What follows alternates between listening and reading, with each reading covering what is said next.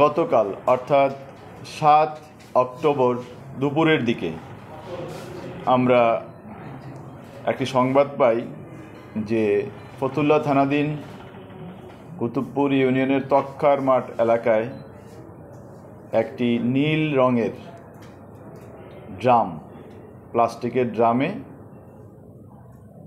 ড্রামের ভিতরে একটি মানুষের লাশের সন্ধান পাওয়া গিয়েছে। এই সংবাদ পেয়ে আমরা তাৎক্ষণিকভাবে আমাদের জেলা পুলিশের বিভিন্ন পর্যায়ের কর্মকর্তারা এবং সদস্যরা ওখানে উপস্থিত হন এবং ঘটনার সত্যতা পান এবং নীল রঙের ড্রামের ভিতরে একটি পুরুষ মানুষের লাশের সন্ধান পান এবং আমরা লাশটি পেয়েই সাথে সাথে আমাদের যে বিশেষজ্ঞ দল আছে তাদের সহযোগিতায় লাশের পরিচয় শনাক্ত করি।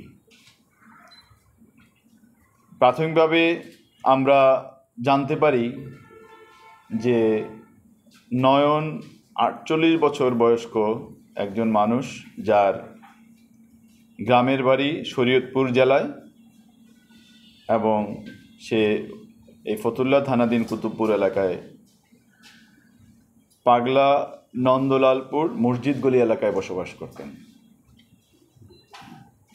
আমরা তার পরিচয় শনাক্ত হওয়ার পরেই আমরা আমাদের কার্যক্রম শুরু করি এই ঘটনার রহস্য উদ্ঘাটনের জন্য এবং এই ঘটনায় কারা জড়িত তাদের শনাক্ত করার জন্য।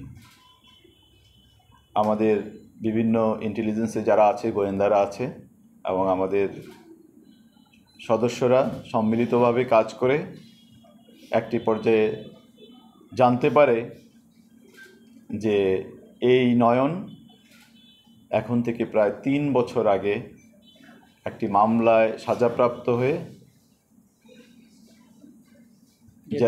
জেলে ছিলেন এবং গত মাসের অর্থাৎ সেপ্টেম্বর মাসের 19 তারিখে তিনি জেল থেকে মুক্ত হন।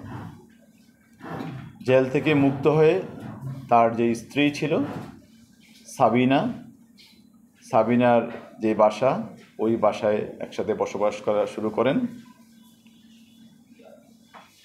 এবং এই কয়েকদিনে অর্থাৎ 19 তারিখ থেকে শুরু করে গত 5 তারিখের আগ পর্যন্ত তারা একসাথেই ছিলেন এবং এই সময়ে নয়ন জানতে পারেন যে জেলে থাকাকালীন অবস্থায়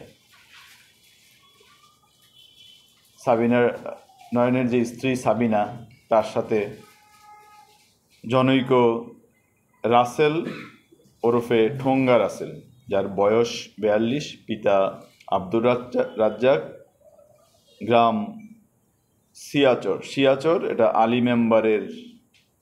ইমান আলী মেম্বারের বাড়ির পাশে ফতুল্লা থানা এলাকায়, তার সাথে তার একটি সম্পর্ক হয় এবং এই 3 বছরের একটি বড় সময় তারা একই সাথে বসবাস করতেন এবং সেটার জের ধরে এই হত্যাকাণ্ড হয়েছে বলে প্রাথমিকভাবে জানা যাচ্ছে। কথিত প্রেমিক রাসেলের সাথে সলা পরামর্শ করে তাকে হত্যা করার সিদ্ধান্ত নেয় এবং সেই সিদ্ধান্তের প্রেক্ষিতে 5 তারিখ দুপুর সকাল থেকে তাদের মধ্যে মনোমালিন্য চলছিল এবং 5 তারিখে দুপুরের দিকে অনুমান 12টা সাড়ে 12টা হবে, এই সময় সাবিনা তার কথিত প্রেমিক রাসেলকে তার বাসায় ডেকে নিয়ে নয়নকে প্রথমে একটি লাঠি, এটা আপনারা দেখে থাকতে পারেন, আমাদের আইন শৃঙ্খলা বাহিনী কিছু লাঠি ইউজ করে, এগুলো অনেকটা লোহার তৈরি এবং স্প্রিং সংযুক্ত, এইরকম একটি লাঠি দিয়ে তার মাথায় আঘাত করে নয়ন যখন লাঠির আঘাতে অচেতন হয়ে পড়ে তখন তার হাত পা রশি দিয়ে বেঁধে এবং ধারালো ছুরি দিয়ে বিভিন্ন জায়গায়, তার শরীরে বিভিন্ন জায়গায় আঘাত করে তার মৃত হওয়ার অর্থাৎ মৃত্যুবরণ করেছে এই বিষয়টি তারা নিশ্চিত হয়। এটা 5 তারিখের ঘটনা। তারপর তারা সলা পরামর্শ করে এটাকে কিভাবে লাশটি ওখান থেকে সরিয়ে কোথাও ফেলে আসা যায় বা এটার একটা ব্যবস্থা করা যায়, এই বিষয়ে তারা আলাপ আলোচনা করে এবং 6 তারিখে বিকালবেলা আবারও রাসেল সাবিনা মিলে এবং রাসেলের পরিচিত জনৈক চয়ন, আমরা তার সন্ধান ঠিকানা পেয়েছি। সেও শিয়ারচর এলাকায় আলী ইমামের বাড়ির পাশে বসবাস করত, আলী মেম্বারের বাড়ি, ওখানে বসবাস করত এবং তার বয়স 38 বছর। জুয়েল নামে একজন, তার বয়স 28, সেও ওই তক্কার মাঠ এলাকায় বসবাস করত। জনৈক নোমান ওরফে মানিক, পিতা সিরাজ, সেও তক্কার মাঠ নূর মসজিদ এলাকায় বসবাস করত।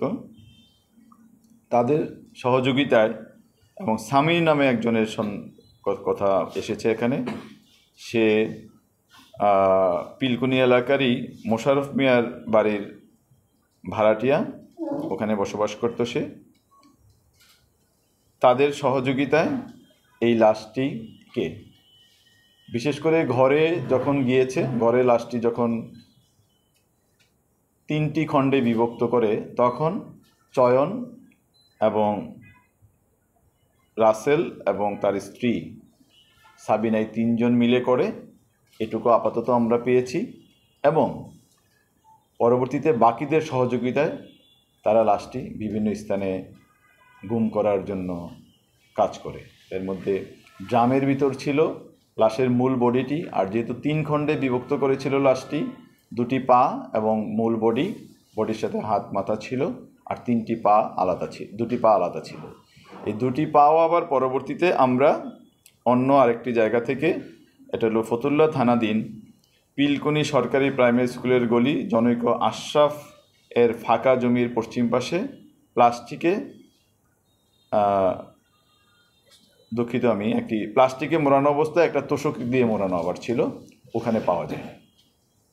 তো আমরা এই ঘটনার সাথে সংশ্লিষ্টতার কারণে আমরা এই সবাইকে, অর্থাৎ যাদের নাম আমি বললাম, তাদেরকে গ্রেফতার করতে সক্ষম হয়েছি।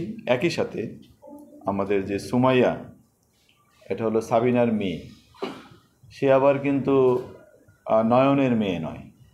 সাবিনার সাথে নয়নের এটা হলো আসলে দ্বিতীয় বিয়ে।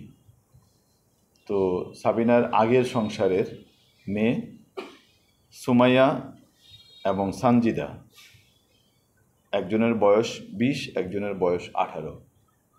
এই মামলার সাথে সংশ্লিষ্টতার কারণে তাদেরকেও আমরা গ্রেফতার করেছি এবং প্রাথমিক কথাবার্তায় বা তাদের যেই বক্তব্য, সেই বক্তব্যে তাদের সংশ্লিষ্টতার প্রমাণ পাওয়া গেছে।